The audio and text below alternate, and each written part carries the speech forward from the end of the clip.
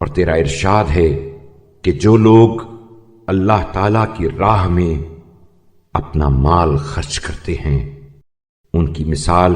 اس بیج کی سی ہے جس سے 7 بالیاں نکلیں اور ہر بالی میں 100 دانے ہوں، اور خدا جس کے لیے چاہتا ہے دگنا کر دیتا ہے۔ اور تیرا ارشاد ہے کہ کون ہے جو اللہ تعالی کو قرض حسنہ دے تاکہ خدا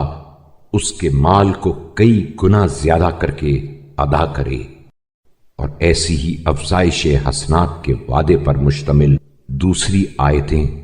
کہ جو تو نے قرآن مجید میں نازل کی ہیں، اور تو ہی وہ ہے جس نے وحی و غیب کے کلام اور ایسی ترغیب کے ذریعے کہ جو ان کے فائدے پر مشتمل ہے ایسے امور کی طرف ان کی رہنمائی کی کہ اگر ان سے پوشیدہ رکھتا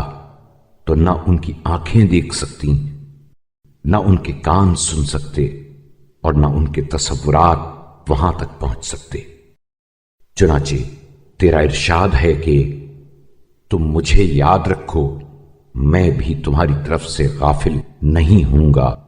اور میرا شکر ادا کرتے رہو اور ناشکری نہ کرو۔ اور تیرا ارشاد ہے کہ اگر میرا شکر کرو گے تو میں